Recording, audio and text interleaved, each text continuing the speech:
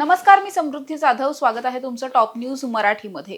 परवा दिवशी राष्ट्रवादी काँग्रेस शरदचंद्र पवार पक्षाचे शहराध्यक्ष असलेल्या प्रशांत जगताप यांनी राजीनामा दिला. राजीनाम्याच्या आधी बरंच काही राजीनामा नाट्य सुद्धा घडलेलं होतं. त्यानंतर त्यांचा राजीनामा झाला. त्यानंतर ते कदाचित अपक्ष लढतील असं वाटलेलं होतं, कारण त्यांनी स्वतःच असं म्हटलेलं होतं की निवडणूक लढवण्यासाठी मला कुठल्याही बॅनरची गरज नाही, कुठल्या चिन्हाची गरज नाहीये. त्यामुळे कदाचित ते अपक्ष निवडणुकीला सामोरे जातील असं वाटत असतानाच कुठेतरी त्यांनी आज काँग्रेसमध्ये प्रवेश केलेला पाहायला मिळतोय. सगळ्याच वरिष्ठ नेत्यांच्या, प्रदेशाध्यक्ष हर्षवर्धन सपकाळ यांच्या उपस्थितीमध्ये मुंबईमध्ये हा सगळा पक्षप्रवेश झालाय. मात्र प्रशांत जगताप यांच्या पक्षप्रवेशामुळे पुण्यातल्या स्थानिक पातळीवरची राजकीय गणितं, राजकीय समीकरणं ही मोठ्या प्रमाणात बदलताना आपल्याला पाहायला मिळत आहेत. कारण मुळातच काँग्रेस गेल्या काही दिवसांपासून जर आपण बघितलं तर प्रचंड कमकुवत झालेलं होतं. त्या काँग्रेसला कदाचित नवं बळ मिळू शकतं प्रशांत जगताप यांच्या रूपाने. त्यामुळे खरंच प्रशांत जगताप यांच्या येण्यामुळे काँग्रेसवर किती परिणाम होईल, पुण्यातल्या इतर पक्षांना त्याचा कशा पद्धतीने फायदा होईल की तोटा होईल, आणि स्वतः प्रशांत जगताप हे एक राजकीय नेतृत्व, राजकीय नेते म्हणून या सगळ्यामधून त्यांच्यावर कसा या सगळ्याचा परिणाम होऊ शकतो. म्हणजे थोडक्यात प्रशांत जगतापांना काँग्रेसचा फायदा होईल की काँग्रेसला प्रशांत जगतापांचा फायदा होईल, अशा सगळ्यावरती आपण बोलणार आहोत. माझ्याबरोबर या लाईव्ह मध्ये माझा सहकारी संकेत देशपांडे सुद्धा आहे. संकेत, काय सांगशील, तुला काय वाटतं? सगळ्यात पहिलं तर जो काही निर्णय प्रशांत जगताप यांनी घेतला तो कशा पद्धतीने राजकीय दृष्टिकोनातून ते या निर्णयापर्यंत काय येऊन पोहोचले असतील असं वाटतं? मुळात समृद्धी प्रशांत जगताप यांनी पक्षाचा राजीनामाच या विचारधारेसाठी दिला होता की मला कुठल्याही पुरोगामी विचारांच्या वेगळ्या विचारासोबत जायचं नाहीये. माझा लढा हा जो आहे तो पुरोगामी विचारासोबत असणार आहे. मी पुरोगामी विचारांसाठीच काम करणार आहे. आणि या सगळ्या मुद्द्यावरनं दोन राष्ट्रवादी जेव्हा एकत्र येणार अशी चर्चा झाली, त्याच वेळी प्रशांत जगताप यांनी आपल्या पदाचा राजीनामा जो आहे तो दिल्याचं पाहायला मिळालं. मग राजीनामा देताना ते असं म्हटले की निवडणूक लढवण्यासाठी पक्षाचा बॅनर हवा असं कुठं आहे, पण आपण अपक्ष म्हणून पण निवडणुकीच्या रिंगणामध्ये उतरवू शकतो. मात्र नंतरच्या काळामध्ये झालेल्या घडामोडी, अनेक दिग्गज मान्यवर नेत्यांनी केलेले प्रशांत जगताप यांना फोन, आणि प्रशांत जगताप यांनीही असा एक विचार केला असावा की अपक्ष म्हणून जर आपण निवडणुकीच्या रिंगणामध्ये उतरलो तर त्यांचा जो वानवडीचा प्रभाग आहे, वानवडी साळुंखे विहार या प्रभागातून त्यांचा विजय तर निश्चित आहेच किंवा विजयापर्यंत ते जाणार आहेतच. मात्र अपक्ष म्हणून जर निवडणुकीच्या रिंगणामध्ये उतरलो तर मग ते पॅनेल उभं करणं, पॅनेलमध्ये उमेदवारांची निवड करणं, या सगळ्या गोष्टी काही अंशी किचकट बनू शकतात. त्यापेक्षा जर आपण एखाद्या पक्षाच्या सोबत गेलो आणि पक्ष म्हणून जर त्या ठिकाणी निवडणूक लढवली तर निश्चितपणे आपल्याला फायदा जो आहे तो होताना पाहायला मिळू शकतो. कारण प्रशांत जगतापांचा जो प्रभाग आहे तिथे तिथल्या मतदारांसाठी पक्ष किंवा चिन्ह हा फार दुय्यम विषय आहे. तिथे प्रशांत जगताप हाच चेहरा आणि प्रशांत जगताप हाच पक्ष, असं सगळी स्थिती त्या वानवडी साळुंखे विहार प्रभागामध्ये असल्याचं पाहायला मिळतं. आणि त्यानंतर मग प्रशांत जगताप यांनी काँग्रेस पक्षामध्ये जाण्याचा निर्णय जो आहे तो घेतला असावा असं दिसतंय. कारण प्रशांत जगताप यांना अनेक पक्षांनी त्यावेळी ऑफर दिल्याचं पाहायला मिळालेलं होतं. अगदी आम आदमी पक्षापासून ते काल रात्री उशिरा महाराष्ट्राचे माजी मुख्यमंत्री आणि शिवसेना उद्धव बाळासाहेब ठाकरे पक्षाचे प्रमुख उद्धव ठाकरे यांनी सुद्धा जवळपास 9 मिनिटं प्रशांत जगताप यांच्याशी फोन कॉलद्वारे संवाद साधला. शिवसेनेचे जे पुणे जिल्हा संपर्क प्रमुख आहेत सचिन अहिर, त्यांच्या माध्यमातून हा फोन कॉल झाला असावा असं सांगितलं जातंय, किंवा सचिन अहिर यांनी या सगळ्यामध्ये महत्वाची भूमिका बजावली असं देखील सांगितलं जात होतं. मात्र तरीही म्हणजे प्रशांत जगतापांच्या राजकीय कारकिर्दीची सुरुवातच शिवसेनेमधून त्यावेळी झाली होती, शाखा प्रमुख बोलू. त्यामुळे आता प्रशांत जगताप यांनी मात्र शहरातली सगळी गणितं, पुन्हा शिवसेना उद्धव बाळासाहेब ठाकरे पक्षाची युती आणि महाराष्ट्र नवनिर्माण सेनेची झालेली युती, या सगळ्यामुळं त्यांनी काँग्रेस पक्ष हाच निवडल्याचं पाहायला मिळतंय. नक्कीच संकेत, तुला असं कदाचित वाटतं का की आपण जर बघितलं तर काँग्रेसने सगळ्यात पहिल्यांदा संपर्क केलेला होता प्रशांत जगतापांशी, अगदी आम आदमी पार्टीचं बोलणं वगैरे झालंय अशी काही सूत्रांची माहिती आली होती. मात्र ही माहिती खूप कालावधी नंतर आली होती. अगदी शिवसेनेच्या वतीनं जेव्हा उद्धव ठाकरेंनी फोन केला तोही काल रात्री केलेला होता. कदाचित तोपर्यंतच काँग्रेसच्या माध्यमातून सगळी सूत्र ऑलरेडी हललेली होती आणि निर्णय पक्का झालेला होता. बाकीचे नेते पोहोचण्यासाठी किंवा बाकीच्या पक्षांची ऑफर पोहोचण्यासाठी कुठेतरी थोडासा उशीर झाला असं वाटतं का मग? निश्चित तशी काहीशी स्थिती किंवा तसं आपण म्हणू शकतो. कारण प्रशांत जगताप यांनी ज्यावेळी पक्षाचा राजीनामा दिला त्याचवेळी या चर्चा सुरू झाल्या होत्या की मग आता प्रशांत जगतापांसमोर पुढच्या पक्षाचा ऑप्शन कुठला असेल. प्रशांत जगतापांचा प्लॅन बी काय असेल तर काँग्रेस असेल. कारण पुणे महानगरपालिकेमध्ये काँग्रेसने अनेक वर्ष सत्ता उपभोगलेली आहे. काँग्रेस बरोबर राष्ट्रवादी काँग्रेस पक्षानेही त्याच वेळी सत्ता उपभोगल्याचं पाहायला मिळालं. म्हणजे काँग्रेसचा महापौर असेल तर राष्ट्रवादीचा उपमहापौर असायचा, राष्ट्रवादीचा महापौर असेल तर काँग्रेसचा उपमहापौर असायचा. अशा सगळ्या परिस्थितीमध्ये पुणे महानगरपालिकेमध्ये प्रशांत जगताप यांनी या सगळ्या दिग्गज नेत्यांबरोबर काम केलेलं आहे आणि महानगरपालिकेची निवडणूक डोळ्यासमोर ठेवून निश्चितपणे काँग्रेसला जो आहे तो प्रशांत जगताप यांचा पुणे शहरामध्ये फायदा होणार आहे. याचं कारण असं की प्रशांत जगताप यांनी 2016-17 मध्ये पुणे महानगरपालिकेचं महापौर पद भूषवलेलं आहे. त्यामुळं पुणे शहराची नाळ जी आहे ती प्रशांत जगताप यांना माहीत आहे. पुणे शहरातले प्रश्नांची जाण जी आहे ती उत्तम प्रकारे प्रशांत जगताप यांच्याकडे आहे. ते उगाच करायचा म्हणून विरोध करत नाहीत किंवा करायची म्हणून टीका करत नाहीत, तर त्यांच्या प्रत्येक कृतीमागे त्यांनी केलेला संपूर्ण रिसर्च जो असतो तो पाहायला मिळतो. या सगळ्याचा एक अभ्यासू चेहरा आता काँग्रेसकडे आल्यामुळं काँग्रेसला निश्चितपणे प्रशांत जगताप यांचा फायदा होताना पाहायला मिळणार आहे आणि त्यासाठीच काँग्रेसने पहिली आघाडी घेऊन प्रशांत जगताप यांना संपर्क साधला असावा असं वाटतं.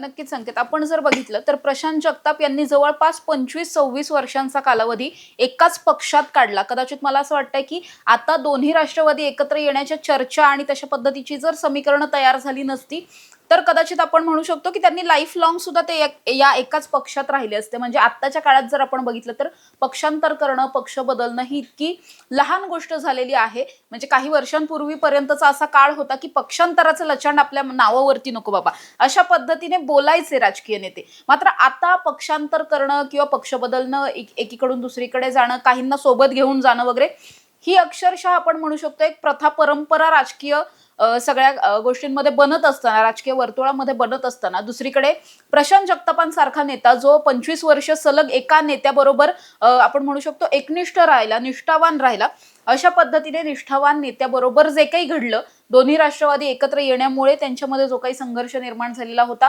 6-7 तास जवळपास वरिष्ठांची बैठक झाली होती, सगळं काही चालू होतं. ज्यावेळी ही बैठक होणार होती म्हणजे त्याच्या अगोदरपर्यंत दोन्ही बाजूचे जे स्टेटमेंट होते, म्हणजे प्रशांत जगताप असतील किंवा पक्षाचे नेते असतील, दोन्हीकडून सामंजस्याच्या भूमिकेतून कुठेतरी त्यांची वक्तव्य समोर येत होती. मात्र या बैठकीच्या नंतर आणि प्रशांत जगतापांच्या राजीनाम्यापूर्वी सुप्रिया सुळे यांनी एक प्रेस कॉन्फरन्स घेतली. त्यामध्ये सुप्रिया सुळेंचं जे काही बोलणं होतं यावरून हे सरळ सरळ उघड झालेलं होतं की काहीतरी खूप जास्त बिनसलेलं आहे. या 6 तासांच्या बैठकीमधून, चर्चेमधून काहीही हाती लागलेलं नाही असं वाटत होतं. इव्हन सुप्रिया सुळे यांनी अनेकदा प्रशांत जगतापांचा एकेरी उल्लेख केला. प्रशांत जगतापांना डिबेटला समोर बसवा, माझ्या, मी कुठेही कधीही यायला तयार आहे, काही मोजक्या लोकांचा विरोध आहे वगैरे. माझ्या मागे बसलेल्या कार्यकर्त्यांपैकी कुणाचाही राष्ट्रवादीला विरोध नाही, दोन्ही राष्ट्रवादींच्या युतीला, आणि या पक्षामध्ये साहेब म्हणतात तसंच होतं वगैरे, बाकी पक्षापेक्षा कुणी मोठं नाहीये, अशा पद्धतीने त्यांनी जे काही स्टेटमेंट दिले हे थोडेसे विचार करायला लावणारे होते की नेमकं असं काय घडलं असेल प्रशांत जगताप आणि सुप्रिया सुळे यांच्यामध्ये, किंवा शशिकांत शिंदेंशी झालेली त्यांची बैठक असेल. त्यामुळे मुळातच प्रशांत जगताप यांच्याबरोबर नक्कीच काहीतरी घडलेलं होतं. मात्र तरी सुद्धा जेव्हा त्यांनी हे पक्षांतर केलं किंवा पक्षाचा राजीनामा दिला, त्यानंतर अगदी एक सुसंस्कृत नेता त्यांना यासाठी म्हणलं जातं पुणे शहरातला की त्यांनी पक्ष सोडताना कुणावरतीही टीका केली नाही. आज जे काही घडलं त्याविषयी एकही भाष्य केलं नाही. आपण बघतो एखादा नेता जेव्हा अशा पद्धतीने जातो तेव्हा अक्षरशः सगळ्यांची उणीधुणी काढून जाताना पाहायला मिळतात. मात्र तसं काही केलं नाही. जाताना पदाधिकारी कार्यकर्ते सोबतही नेले नाहीत. अर्थात त्या सगळ्याच्या नंतरही आता 8-10 कार्यकर्ते जे त्यांचे अगदी खास जवळचे कार्यकर्ते आहेत, त्यांचं काम करणार आहेत, ते सगळे सुद्धा आज काँग्रेसमध्ये गेलेले पाहायला मिळाले. मुळातच राष्ट्रवादी काँग्रेसच्या अशा पद्धतीनं आपण म्हणू शकतो अनपेक्षितरित्या एकत्र येण्यामुळे बऱ्याच गोष्टी बदललेल्या आहेत. खूप समीकरणं बदलतात. म्हणजे अगदी आजही आपण बघितलं तर काल काँग्रेसकडून अशी बातमी काँग्रेसच्या गोटातून बाहेर येत होती की जर दोन्ही राष्ट्रवादी एकत्र येत असतील तर महाविकास आघाडीमध्ये राष्ट्रवादी शरदचंद्र पवार पक्षाला स्थान दिलं जाणार नाही. दुसरीकडे आज अंबादास दानवे सुद्धा तसंच म्हटलेले आहेत की दोन्ही राष्ट्रवादी एकत्र येत असतील तर शिवसेना उबाठा म्हणून आम्ही या ठिकाणी नसू. त्यामुळे मुळातच इतके सगळे बदल राष्ट्रवादीच्या एकत्र येण्यामुळे होत आहेत आणि दुसरीकडे प्रशांत जगतापांच्या काँग्रेसमध्ये जाण्यामुळे होतात. काय वाटतं येत्या निवडणुकांच्या पार्श्वभूमीवरती जर आपण बघितलं तर कशा पद्धतीने राजकीय समीकरणं सध्या बदलली आहेत? निश्चितपणे म्हणजे ज्यावेळी महानगरपालिकेची निवडणूकही जाहीर झालेली नव्हती त्यावेळी प्रशांत जगताप यांनी थेटपणे माध्यमांसमोर पत्रकार परिषद घेत हे जाहीर केलेलं होतं की आम्ही लोकसभा एकत्र लढलोय, विधानसभा एकत्र लढलोय, तर महापालिकेची निवडणूक सुद्धा आम्ही महायुती म्हणून महाविकास आघाडी म्हणूनच लढणार आहोत आणि महाविकास आघाडी एकत्र पद्धतीने पुणे महानगरपालिकेची निवडणूक लढेल. मात्र नंतरच्या काळामध्ये फडणवीसांनी थेटपणे येऊन निवडणूक जाहीर झाली त्याच दिवशी जाहीर करलं की राष्ट्रवादी आमच्या विरोधामध्ये लढेल आणि मग त्यानंतर वेगवेगळ्या पर्यायांची चाचपणी राष्ट्रवादी काँग्रेस पार्टी शरदचंद्र पवार पक्षाकडनं सुरू होणं आणि मग त्यातून काही कार्यकर्त्यांकडनं आलेला पर्याय की दोन राष्ट्रवादी म्हणून आपण एकत्र लढलो तर आपल्याला फायदा होऊ शकतो आणि त्या सगळ्यानंतर एक समन्वय समिती गठीत होणं, त्या समन्वय समितीतून प्रशांत जगताप यांना वगळणं आणि या सगळ्या नंतर मग प्रशांत जगताप यांनी आता काँग्रेसमध्ये जाणं. समृद्धी, तू सुप्रिया सुळेंचा उल्लेख केला, सुप्रिया सुळेंच्या पत्रकार परिषदेचा. मात्र या सगळ्या चर्चा किंवा ही सगळी निवडणूक जाहीर झाल्यानंतर शशिकांत शिंदेचा पुण्यामध्ये दौरा झाला होता आणि प्रदेशाध्यक्ष झाल्यानंतर दुसरा दौरा जो आहे तो शशिकांत शिंदेचा पुण्यासाठीचा होता. आपल्या पक्षाचा प्रमुख कार्यकर्ता त्या ठिकाणी येतोय किंवा आलेला आहे म्हटल्यानंतर फार उत्साहाने सहभागी होणारे प्रशांत जगताप यांची जर त्या दिवशीची बॉडी लँग्वेज आपण बघितली तर या अगोदर म्हणजे राजीनामा द्यायच्या एक दिवस अगोदर सुप्रिया सुळे, शशिकांत शिंदे आणि प्रशांत जगताप यांची जी काही 3.5 तासाची चर्चा झाली त्या अगोदर सुद्धा या तिन्ही सगळ्या नेत्यांची चर्चा झालेली होती.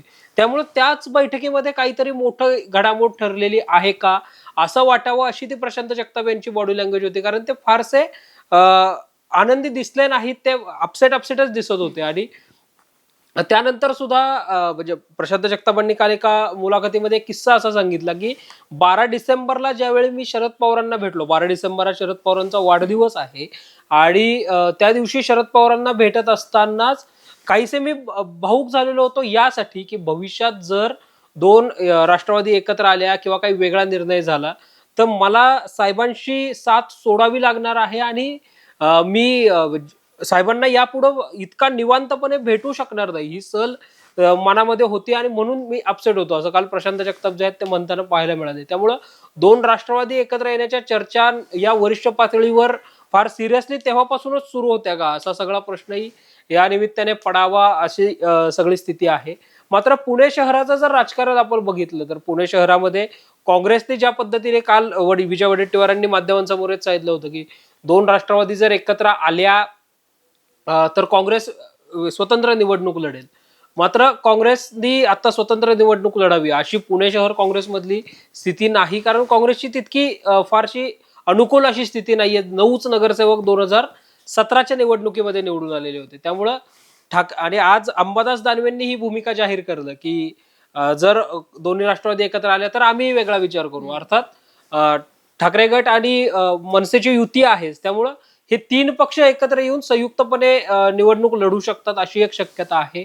आणि या सगळ्याचा प्रशांत जगतापांच्या येण्यानं काँग्रेसला या सगळ्याचा निश्चितपणे फायदाच होताना पाहायला मिळणार आहे. मात्र समृद्धी, एक काँग्रेसची जी काही स्ट्रॅटेजी राहिली आहे की नवीन जेव्हा कोणी चेहरा येत असतो तेव्हा पक्षातले काही जुने जाणते नेते नाराज होतात, तशीच काहीची स्थिती आज प्रशांत जगतापांच्या पक्षप्रवेशावेळी सुद्धा पाहायला मिळाली. शहराध्यक्ष म्हणून अरविंद शिंदे यांनी त्या पक्षप्रवेशाच्या ठिकाणी उपस्थित असणं गरजेचं होतं. ज्यांनी काँग्रेस पक्षाच्या विरोधामध्ये निवडणूक लढवली आणि नंतर निवडणुकीच्या दरम्यान ज्यांचं निलंबन झालं, पुढं काँग्रेस पक्षाने ज्यांना पक्षामध्ये घेतलं, त्या कमल व्यवहारेंच्या पक्षप्रवेशाच्या वेळी अरविंद शिंदे हे मुंबईच्या प्रदेश कार्यालयामध्ये उपस्थित होते. आणि मग आता जी समन्वय समिती गठीत केली त्याच्यामध्ये कमल व्यवहारे यांना स्थान देखील देण्यात आलं. त्यांनी इच्छुकांच्या मुलाखती देखील घेतल्या होत्या. मग आपल्याच पक्षातून एखाद्या व्यक्तीला आपण निलंबित करतो, त्याचा पुन्हा प्रवेश होतोय, अशा ठिकाणी अरविंद शिंदे उपस्थित होते. मात्र आज प्रशांत जगताप यांच्या पक्षप्रवेशाच्या वेळी, कारण प्रशांत जगतापांच्या येण्यानं निश्चितपणे काँग्रेस पक्षाची ताकदच वाढणार आहे, तिथं काय पक्षाला तोटा तर होणार नाहीये. अशा सगळ्या मुवमेंटमध्ये शहराध्यक्ष म्हणून त्यांचं तिथे असणं हे गरजेचं होतं. मात्र ते तिथं न जाता पुण्याच्या काँग्रेस कार्यालयामध्ये होते. ते असं म्हटले की शहर पातळीवरच्या कार्यकर्त्यांना विचारात न घेता हा प्रवेश झालाय आणि प्रदेश पातळीवरच्या नेत्यांशी समन्वय साधलाय आणि प्रदेश पातळीवरनं हे सगळे निर्णय झालेत. मात्र प्रदेशाने सुद्धा ज्यावेळी हा विचार केला की प्रशांत जगतापांसारखा चेहरा आपल्यामध्ये असावा, संजय राऊतांनी जशी आज प्रतिक्रिया दिली की लढणारा कार्यकर्ता हा प्रत्येक पक्षाला हवा असतो आणि प्रशांत जगताप हे त्या अर्थाने लढवय्ये कार्यकर्ते आहेत. पक्षासाठी वाटेल ते करण्याची तयारी प्रशांत जगताप यांची असते. या सगळ्यामध्ये त्यामुळे प्रशांत जगतापांच्या पक्षप्रवेशामुळे काँग्रेसमधले सुद्धा अंतर्गत नाराजी जी आहे ती सुद्धा या निमित्तानं पाहायला मिळाली. मात्र निश्चितपणे प्रशांत जगताप यांच्या आजच्या पक्षप्रवेशामुळं पुणे शहराच्या राजकारणामध्ये आणि खास करून महाविकास आघाडीमध्ये सुद्धा अनेक गणितं जी आहेत ती बदलणार आहेत, अनेक समीकरणं बदलणार आहेत. कदाचित काही मोठ्या घडामोडी सुद्धा या सगळ्यामुळं पुणे शहर महाविकास आघाडीमध्ये सुद्धा होताना पाहायला मिळतील. नक्कीच संकेत, जसं तू म्हटलास की अरविंद शिंदेचा तू उल्लेख केलास, अरविंद शिंदे हे कालच्या बैठकीला होते. विशेष म्हणजे काल ते दिवसभर मुंबईत होते, काल रात्री उशिरा ते पुण्यात आले. शहराध्यक्ष म्हणून त्यांना हा पक्षप्रवेश होणार आहे हे माहीत नसेल का? तर मुळात असं होऊ शकत नाही. ते शहराध्यक्ष आहेत काँग्रेसचे म्हटल्यावरती त्यांना ही गोष्ट माहीतच असणार की हा पक्षप्रवेश होणार आहे. अगदी आपल्याला कालही माहिती होतं की कालच हर्षवर्धन सपकाळ आणि प्रशांत जगतापांची भेट होणं ही अपेक्षित होतं. त्याचबरोबर कालच कदाचित हा पक्षप्रवेश होणार सुद्धा होता. मात्र अर्थात काही त्यांच्या बैठका लांबल्या असतील किंवा काल दिवसभरच काँग्रेसच्या बैठका होत्या आपल्याला माहिती आहे. त्यामुळे कदाचित कालचा हा प्रवेश झाला नाही आणि तो आज झाला असेल मे बी. पण कालही अरविंद शिंदे तिथे होते. आजची एक रात्र ते मुंबईमध्ये काढू शकत होते, स्टे करू शकत होते. मात्र त्यांनी तसं न करता काल रात्री उशिरा ते पुण्यामध्ये आले आणि आज सकाळी त्यांनी काही माध्यमांशी संवाद सुद्धा साधला. त्यामुळे मुळातच आपण जर बघितलं तर जसं आपण कालही या विषयावरती बोललेलो होतो की अरविंद शिंदे आणि प्रशांत जगताप तसं पाहायला गेल्यास जुनी मैत्री आहे, एकत्र प्रचंड काम केलेलं आहे आणि फारसं उघडपणे असं कधी त्यांचं वैर किंवा असं काही आपण कधी पाहिलेलं नाही. म्हणजे राजकीय वैर सुद्धा आपण कधी पाहिलेलं नाही. असं असताना सुद्धा अरविंद शिंदेकडून अशा पद्धतीची प्रतिक्रिया येणं हे कुठेतरी अनपेक्षित होतं असं आपण नक्कीच म्हणू शकतो. मुळात काल जेव्हा या चर्चा सुरू झालेल्या होत्या प्रशांत जगतापांच्या पक्षप्रवेशाच्या, त्यावेळी सुद्धा बाळासाहेब शिवरकर नावाचे एक माजी मंत्री आहेत, त्यांनी सुद्धा विरोध केलेला होता. त्यानंतर शहराध्यक्ष म्हणून अरविंद शिंदेंनी अशा पद्धतीने विरोध दर्शवणं हे कुठेतरी खूप जास्त अनपेक्षित होतं. कारण मुळातच अरविंद शिंदे यांच्या शहराध्यक्ष पदाच्या कार्यकाळामध्ये जर आपण काँग्रेसची एकंदरीत परिस्थिती पाहिली तर फार जास्त चिंताजनकच एकंदरीत सगळी परिस्थिती आहे. दुसरीकडे अजूनही काँग्रेसला मोठा चेहरा पुण्यामध्ये नाहीये. जे होते ते काही आता इतर पक्षांमध्ये गेलेले आहेत किंवा राजकारणात ऑलमोस्ट निवृत्त वगैरे झालेले आहेत, अशा पद्धतीचे चेहरे आहेत. मुळातच ऐन निवडणुकीच्या तोंडावरती इतका मोठा नेता जर आपल्याकडे येत असेल, मोठा यासाठी आपण म्हणूयात की अनेक वर्ष त्यांनी काम केलेलं आहे. अरविंद शिंदे आणि ऑलमोस्ट आपण म्हणू शकतो राजकीय कारकीर्द कदाचित दोघांची एकसारखीच असेल. पण मोठा नेता म्हणण्याचं कारण असं की आत्ताचं त्यांच्या भोवती असलेलं वलय, प्रशांत जगतापांच्या भोवती असलेलं वलय, कार्यकर्त्यांचा त्यांना मांडणारा एक पक्ष, त्याचबरोबर त्यांचं निष्कलंक असणं हे सगळ्यात जास्त महत्वाचं. म्हणजे अगदी आपल्याकडे खूप कमी नेते असेल ज्यांनी महापौर पद वगैरे भूषवलं आणि त्यांच्यावरती कुठल्याही भ्रष्टाचाराचे आरोप नाहीत किंवा इतर कुठल्या गुन्हेगारीचे केसेस वगैरे नाहीयेत, अशा पद्धतीचे फार कमी नेते आहेत. त्यामुळे असा नेता आपल्याकडे येण्यानं आपल्यालाच बळ मिळेल हे समजून न घेता स्थानिक पातळीवरच्या कार्यकर्त्यांना विचारलं नाही हे म्हणणं, आणि मुळात पुण्याच्या स्थानिक काँग्रेसमध्ये किती जास्त समन्वय आहे हे आपण सगळेच जाणतो. त्यामुळे कुठलाही निर्णय असेल, काहीही म्हणजे काहीही घडलं तरी काँग्रेसमध्ये कुणी ना कुणी विरोध करायला तयार असतं. म्हणजे अगदी तिकीट देण्यापासून यालाच का दिलं पासून ते यालाच पक्षप्रवेश का दिला इथपर्यंत म्हणजे काँग्रेसमध्ये कायम धुसफूस ही कायम असते. जसं आपण भाजपमध्ये बघतो की बऱ्याच काही गोष्टी होतात, मात्र भाजपची धुसफूस ही उघडपणे दाखवली जात नाही. त्यांचे कार्यकर्ते आतल्या आत त्या गोष्टी बंद दाराआड त्यांचं मिटवतं घेतात. तशा पद्धतीने काँग्रेसमध्ये फारसं काही घडत नाही. त्यामुळे अरविंद शिंदेची ही प्रतिक्रिया, त्यांचं आज तिथे नसणं हे खरं तर खूप जास्त अनपेक्षित आहे. मात्र कदाचित असं असू शकतं की आता प्रशांत जगतापांच्या येण्यामुळे कदाचित खूप मोठी जबाबदारी त्यांच्यावरती दिली जाऊ शकते काँग्रेसच्या माध्यमातून. त्याची कदाचित नाराजी पण थोडीफार असू शकते असं आपण म्हणू शकतो. मात्र संकेत, जसं आपण बघतोय की आजही राष्ट्रवादी दोन्ही जे आहेत त्यांची बैठक जी आहे ती सुरू आहे. दोन्ही राष्ट्रवादी एकत्र येण्यावरती आज कदाचित अंतिम निर्णय होऊ शकतो. त्याचबरोबर असंही घडू शकतं की कदाचित दोन्ही राष्ट्रवादींचं विलनीकरणही होऊ शकतं. त्या अनुषंगाने सुद्धा बऱ्याच गोष्टी घडतात. म्हणजे प्रशांत जगताप मुळात ज्या कारणामुळे गेलेले होते त्याच कारणाचे आता अगदी अंतिम टप्प्यात त्या गोष्टी आलेल्या पाहायला मिळतात. काय वाटतंय, खरंच अशा पद्धतीने राष्ट्रवादीचं विलनीकरण होईल की केवळ इथल्या स्थानिक स्वराज्य संस्थांच्या निवडणुका पुरते हे दोन पक्ष एकत्र येतील? समृद्धी, आता दोन्ही पक्षांसाठी या सगळ्या निवडणुका ज्या आहेत त्या महत्वाच्या आहेत, स्थानिक स्वराज्य संस्थांच्या. कारण नुकत्याच ज्या नगर परिषद आणि नगरपंचायतींच्या निवडणुका झाल्या याच्यामध्ये तिसऱ्या क्रमांकावर महायुतीमध्ये अजित पवारांची राष्ट्रवादी राहिल्याचं पाहायला मिळालं. आणि या सगळ्यामुळं महायुतीमधली कुठेतरी दादांची बार्गेनिंग पॉवर कमी झाली आहे का, अशा चर्चा सुद्धा पुन्हा सुरू झाल्याचं पाहायला मिळालं. अशा वेळी जर दोन राष्ट्रवादी एकत्र आल्या तर निश्चितपणेच, म्हणजे जसं ठाकरे बंधूंचा एकत्र येणं हा अनेकांसाठी राजकारणापेक्षा भावनिक विषय होता, तसं दोन्ही परिवाराने पवार कुटुंबाने एकत्र यावं, दोन्ही राष्ट्रवादींनी एकत्र यावं, यासाठी सुद्धा अनेकांनी उघडपणे प्रयत्न केल्याचं सुद्धा पाहायला मिळालं. त्यामुळं पुण्यामध्ये दोघांनी एकत्र येणं ही भविष्यात दोन्ही काका पुतणे एकत्र येण्याची नांदी असू शकेल, अशा सुद्धा चर्चा सुरू झाल्या. आणि त्यासाठी दोघांनीही पक्षांकडनं तयारी जी आहे ती दाखवण्यात आली. आणि त्या संदर्भात बैठका सुद्धा झाल्याचं पाहायला मिळालं दोघांमध्ये. म्हणजे या अगोदर फक्त स्थानिक नेते एकमेकांशी भेटत होते, चर्चा करत होते. मात्र या 1-2 दिवसामधल्या हालचाली जर बघितल्या, अगदी रोहित पवारांपासून अमोल कोल्हेंपर्यंत सगळेच प्रमुख नेते हे अजित पवारांना जाऊन भेटल्याचं पाहायला मिळालं. अनेकांनी चर्चा केल्याचंही पाहायला मिळालं. त्यामुळं या 2 राष्ट्रवादी एकत्र येऊन ही निवडणूक लढवणं हे दोन्ही पक्षासाठी महत्वाचं आहे. राहिला मुद्दा विलिनीकरणाचा. तर इतक्यात दोन्ही राष्ट्रवादीचं विलिनीकरण होईल अशी शक्यता जी आहे ती सुद्धा पाहायला मिळत नाही. कदाचित फेब्रुवारी किंवा मार्चच्या दरम्यान या सगळ्या निवडणुकांमधनं थोडीशी उसंत मिळाल्यानंतर मग आपण जर 2 राष्ट्रवादी म्हणून निवडणूक लढलो आणि जर चांगलं यश मिळालं तर मग आपण एकत्र आलो तर पुढच्या काळामध्ये आपल्या पक्षाला त्याचा फायदा होणार आहे. हे या सगळ्या दृष्टिकोनातला सुद्धा विचार केला जाऊ शकतो. आणखीन एक, जर या सगळ्या काका पुतण्यांनी जर एकत्र येऊन निवडणुका लढवल्या किंवा जर खरंच राष्ट्रवादी काँग्रेस पक्षाचं विलिनीकरणाच्या ज्या चर्चा सुरू आहेत तसं जर विलिनीकरण झालं तर राष्ट्रवादी काँग्रेस पक्षानं गमावलेला राष्ट्रीय पक्षाचा दर्जा जो आहे तो सुद्धा राष्ट्रवादी काँग्रेस पक्षाला मिळू शकतो. कारण महाराष्ट्रामध्ये अजित पवारांच्या राष्ट्रवादीचे जवळपास 40-41 आमदार आहेत. सुनील तटकरेंच्या रूपाने एक राज्यसभेचा खासदार आणि नितीन पाटील, सुनेत्रा पवार यांच्या रूपानं 2 राज्यसभेचे खासदार त्या ठिकाणी आहेत.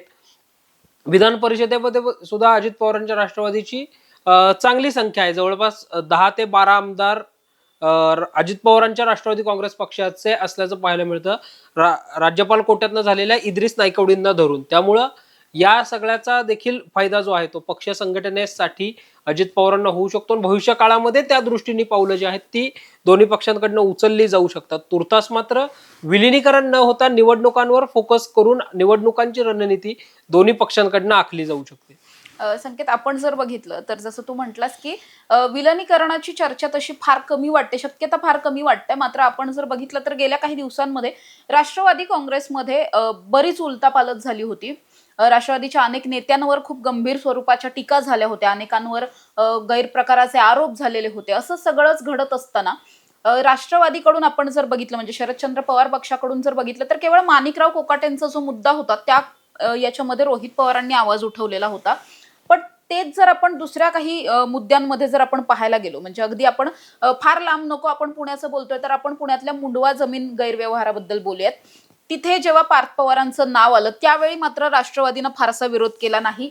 आत्या असलेल्या सुप्रिया सुळे यांनी सुद्धा फार सावरतं घेतलेलं होतं की पार्थ असं करेल असं मला वाटत नाही वगैरे अशा पद्धतीने. त्यामुळे मुळातच स्थानिक स्वराज्य संस्थांच्या निवडणुका आता लागतील हे जेव्हापासून वाटलेलं होतं गेल्या 2-3 महिन्यांमध्ये, तेव्हापासूनच कुठेतरी मनोमिलनाची तयारी किंवा एकमेकांच्या विरोधात फार जास्त तीव्र टोकाच्या भूमिका न घेणं हे सगळं सुरू असल्याचं कुठेतरी दिसून येत होतं. मात्र अर्थात या सगळ्यामध्ये काही कार्यकर्त्यांचा बळी गेला असं म्हणावं लागेल, ज्यामध्ये अर्थातच शहराध्यक्ष प्रशांत जगताप हे सुद्धा आहेत आणि बाकी इतर अनेक कार्यकर्ते आहेत ज्यांना ही सगळी युती नको आहे. असे काही कार्यकर्ते आहेत, मात्र त्यांना कशा पद्धतीने मॅनेज करायचं वगैरे हे दोन्ही पक्षांकडून ठरवलं जाईल. दुसरीकडे आज आणखी एक महत्वाची अपडेट अशी घडली की पुणे शहरामध्ये ठाकरे गटाला आणखी एक धक्का बसला, जो राष्ट्रवादीकडून धक्का दिलेला होता. कारण ठाकरे गटाचे अगदी मोजके काही नगरसेवक बाकी आहेत, त्यांच्यापैकी असलेले अशोक हरणावळ, ज्यांची ताकद खूप मोठी आहे पुण्यातल्या, आपण बघितलं तर सगळं कात्रज बालाजी नगरचा परिसर असेल किंवा पंचमी हॉटेल वगैरे त्या परिसरामध्ये अरण्येश्वरचा भाग, तिथे मोठी ताकद असलेले अशोक हरणावळ यांनी आज राष्ट्रवादीमध्ये पक्षप्रवेश केला. त्यामुळे आता महाविकास, म्हणजे आपण जर बघितलं तर दोन्ही राष्ट्रवादींमधले नेते स्वतःकडे घेऊन भाजप स्ट्रॉंग होताना दिसत होतं. त्यानंतर आता महाविकास आघाडीमधल्या पक्षांमधले, म्हणजे आत्ताची जी महाविकास आघाडी नाही म्हणता येणार, मात्र काँग्रेस, उबाठा आणि मनसे यांच्यातले काही नेते राष्ट्रवादीकडे जाऊन राष्ट्रवादी पण थोडीशी स्ट्रॉंग होतीये किंवा दोन्ही युतीमध्ये दोन्ही जर पक्ष हे युतीत आले तर त्यांना कशा पद्धतीने पॉवर मिळेल जास्त, अशा पद्धतीचे प्रयत्न सुद्धा आता अजितदादांकडून चालू झालेले पाहायला मिळतात. असंही म्हटलं जात आहे की भाजपचे जे निष्ठावान विरुद्ध आयाराम अशा पद्धतीची एक जी आपण बघतोय चित्र उभं राहिलेलं आहे, त्यामुळे अनेक निष्ठावंत नेते या सगळ्यामध्ये निष्ठावंत नेते किंवा त्यांची मुलं आहेत जी अनेक वर्षांपासून काम करतात, सिनियर कार्यकर्ते, त्यांची मुलं जी इच्छुक होती त्यांना आता कुठेतरी संधी मिळणार नाहीये, अशा पद्धतीचे काही लोक जे नाराज आहेत त्यांना सुद्धा अजित पवारांकडून टार्गेट केलं जाईल. तशा पद्धतीचे कार्यकर्ते, पदाधिकारी हेरले जातील आणि कदाचित पुढच्या 8 दिवसात आणखी काही पक्षप्रवेश होण्याची सुद्धा शक्यता वर्तवली जाते. त्यामुळे अर्थातच प्रशांत जगतापांचा पक्षप्रवेश हा एक विषय असला तरी सुद्धा दोन्ही राष्ट्रवादींचं एकत्र येणं, इकडे महाविकास आघाडी म्हणून काँग्रेस, उबाठा आणि मनसेचं एकत्र येणं आणि तिकडे शिंदेंची नाराज शिवसेना आणि भाजप, अशा या सगळ्यांमुळेच पुण्यातील राजकारणामध्ये खूप वेगवेगळ्या पद्धतीची गणितं जी आहेत ती बदलणार आहेत. मतदारांसमोर गणितांचा नवीन पेपर असणार आहे असं आपल्याला म्हणावं लागेल, कारण कोण कुठे गेलेलं आहे अगदी निवडणुकींच्या 10-15 दिवस आधी हे कळणं आणि या प्रचारामधून नवीन नेत्यांची नवीन चिन्ह लक्षात ठेवणं, नवीन पक्ष त्यांचे लक्षात ठेवणं, हा सगळा सुद्धा आता मतदारांसाठी थोडंसं अवघड पेपर असणार आहे. अर्थात या सगळ्याच्या नंतर नेमकं कशा कशा पद्धतीने या युत्या आणि आघाड्या होतात आणि कुणाच्या कशा पद्धतीने घोषणा होतात, कारण अजून अधिकृत घोषणा केवळ मनसे आणि भाजपची झालेली आहे, दोन्ही राष्ट्रवादींची घोषणा झालेली नाही किंवा इकडे उबाटा, मनसे आणि काँग्रेस अशी पण काही अजून घोषणा झालेली नाहीये. त्यामुळे या सगळ्या घोषणांच्या नंतर कशा पद्धतीने इथली राजकीय समीकरणं बदलतात आणि निवडणुकांना हे सगळे नेते, सगळे पक्ष आणि नवीन तयार झालेली समीकरणं कशा पद्धतीने सामोरं जातात हे सगळंच पाहणं महत्त्वाचं असणार आहे. तुर्तास इथेच थांबूया. तुम्ही पाहत राहा टॉप न्यूज मराठी, आपला महाराष्ट्र, आपली बातमी. तुमची car, electric panel, data server आगीपासून सुरक्षित आहे का? नाही? मग आजच बसवा F protect temperature activated fire suppression device. यामध्ये आहे eco friendly non toxic pressurised liquid, जे आग लागल्यास क्षणार्धात ऍक्टिव्हेट होऊन आगीवरती मिळवते नियंत्रण. बसवण्यास अतिशय सोपे आणि सुटसुटीत टेकालिपचे एक दर्जेदार उत्पादन एफ प्रोटेक्ट.